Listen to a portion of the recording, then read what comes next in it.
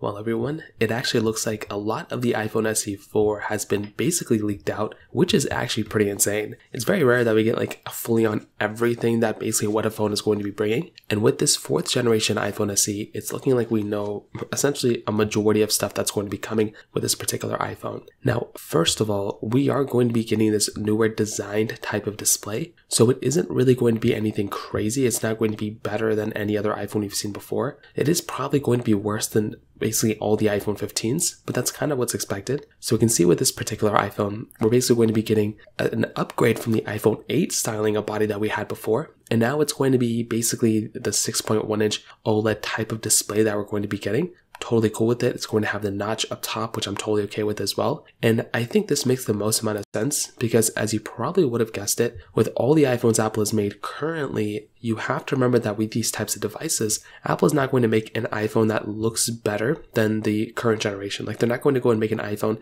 let's say a budget iPhone, that's going to look better than any iPhone Apple's currently making. So because of that, they're not going to make this thing look amazing or anything like that, which I'm totally cool with. It apparently is still going to have Face ID. So there could be Face ID under this particular panel. I think Apple's going to approach very similar to how they made it with the iPad Airs, where basically you have the Touch ID sensor like built into the power button. I think Apple's going to pull something like that for these particular devices too. But considering the iPhone XR had Face ID, I feel like they could also throw Face ID here. I guess we're going to have to wait and see what happens. The weird thing though about this particular leak is that it is suggesting that this iPhone is still going to have the A15 body chip inside, which if you don't remember is the same exact chip we already have inside of the iPhone SE 3. So that could kind of be somewhat of a downside if you were to go ahead and buy one of these types of iPhones. I don't know if Apple's going to change, Now, it could end up having the A16 or A17. I don't think it's going to have the A17, but if it does come out this year, which likely it's not, it's probably going to have the A15. But if it comes out next year,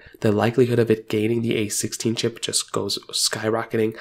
And I don't think there'd be any reason Apple would put the A15 inside of their newer iPhone SE, considering it was already there on the older one. But I could see Apple doing anything as of this point. It could end up also having USB-C. So I think this is probably the highest likelihood. This and the display are pretty much neck and neck for me. I'm pretty sure this iPhone, this upgraded iPhone, it's going to have these two things. I just don't see how Apple could make an iPhone in this day and age that is still going to have Lightning, considering they have to be compliant to the new legislation that was passed as well. So there's a lot of stuff all over the place, but as of right now, that's kind of what we know about the iPhone SE 4th generation. If you have any other thoughts or questions, let me know in the comment section below. Hit the like button, that would mean so much, but definitely hit that subscribe button. More importantly than everything else, I love every single one of you guys. Hopefully I'll catch you guys in the next video. Peace out till then.